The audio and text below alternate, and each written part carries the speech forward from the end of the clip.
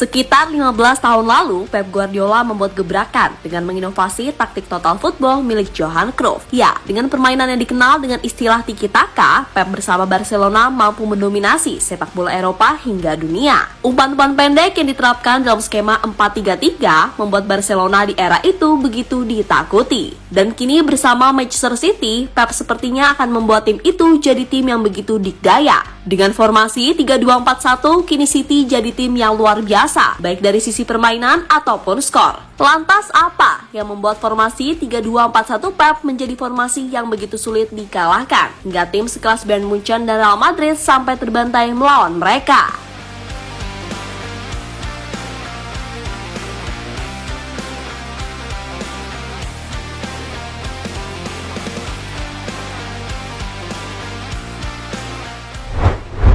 Musim ini benar-benar jadi musim yang gila bagi Manchester City, di mana mereka kini berpeluang besar meraih treble winner setelah 1 gelar EPL sudah mereka pastikan. Tinggal nantinya final Piala FA dan Liga Champions yang bakal sebisa mungkin didapatkan.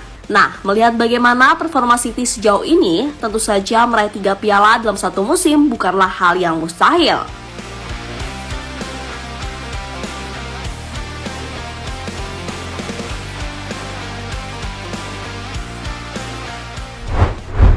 Ya, salah satu faktor mengapa City begitu ngeri musim ini adalah kejeniusan Pep dalam mengubah sistem. Kita tentu tahu kalau Pep sangat identik dengan 4-3-3. Dimanapun ia melatih pasti 4-3-3 adalah formasi utamanya. Nah, usai gelaran Piala Dunia 2022 lalu, Pep secara mengejutkan mengubah sistemnya menjadi 3-2-4-1. Dan sejak saat itu, Manchester City jadi tim yang 99% sempurna, di mana mereka mampu bermain lebih intens dan nyaris di setiap laga mereka mencetak banyak gol. Tentu saja inovasi yang dilakukan Pep ini jelas membuktikan kalau ia memang pelatih dengan 1001 taktik. Now then City with the counter attack. De Bruyne keeps on going. Still De Bruyne. 2-0.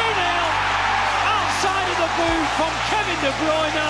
It was another wonderful moment to savour, and the way he put it into the net, it was just like shelling peas. He just tapped it in, and City lead by 2-0. Now opens up to cross it into the box. It's a great ball. City with a great chance, and they've scored, and it's Ilkay.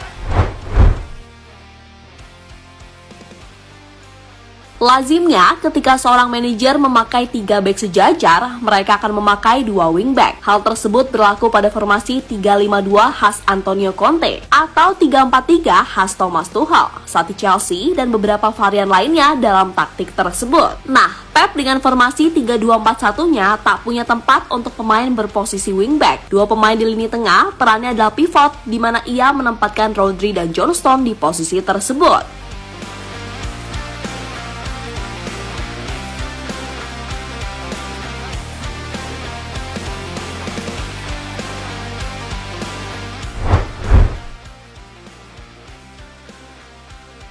Dalam sistem ini, Pep menempatkan 2 pemain tepat di belakang Haaland dan 2 pemain di posisi sayap kanan serta kiri. Nah, 2 pemain di belakang Haaland biasanya ditempati oleh Ilkay Gundogan serta Kevin De Bruyne yang bertugas untuk membagi bola atau mengisi ruang saat Haaland turun ke dalam. Sedangkan 2 winger yang biasanya ditempati Jack Grealish dan Bernardo Silva akan bertugas menjadi inverted winger yang selalu melakukan pergerakan masuk ke dalam. Tentu saja dengan pola serangan ini City bisa mencetak gol dari mana saja, bahkan saat Haaland dalam keadaan dijaga ketat sekalipun.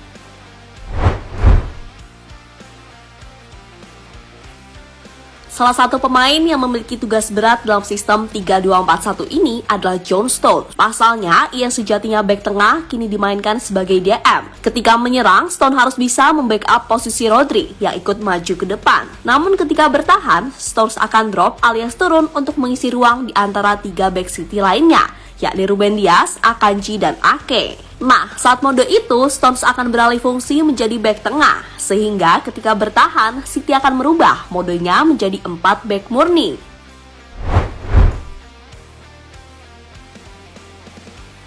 Ya, Pep Guardiola memang pelatih yang sangat rigid, sehingga pemain yang dilatihnya harus punya IQ tinggi untuk bisa menyerap instruksi yang diberikan. Seperti dalam sistem 3-2-4-1, di mana Pep membagi dua blok, yakni menyerang dan bertahan. Saat menyerang, pemain seperti Gundogan, De Bruyne, Rodri, Grealish, dan Bernardo Silva akan bahu-membahu menopang Haaland di depan. Sedangkan Stones, Ruben Dias, Ake, dan Akanji akan fokus di belakang, guna mengantisipasi counter.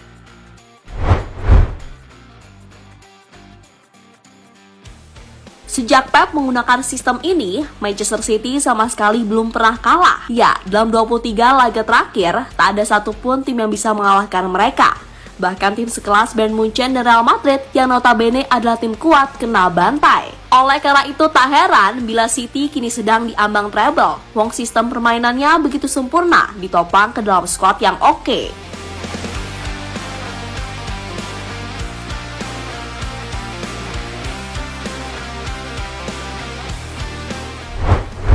Ya, meski formasi Pep ini terlihat sempurna, namun sebagaimana layaknya manusia biasa, ide Pep ini juga punya kelemahan. Meski kecil, namun beberapa kali mereka kerap kecolongan gol. Nah, salah satu kelemahan City adalah terkadang para pemain ini telat untuk mengcover posisi. Dengan bermain tanpa wingback, jelas akan beresiko tinggi bila lawan dapat space untuk bisa melakukan counter atau fast build up. Nah, seperti yang terjadi di leg pertama semifinal kalah melawan Madrid, sebuah serangan kilat mampu membuat lini belakang City mobat-mabit dan terciptalah gol spektakuler dari Vinicius. Nah, di leg kedua, Pep yang sudah belajar dari hal itu coba untuk tidak memberi Madrid ruang sekecil apapun, dan hasilnya pun luar biasa. Mereka menang 4-0 dan lolos ke final UCL dengan agregat 5-1.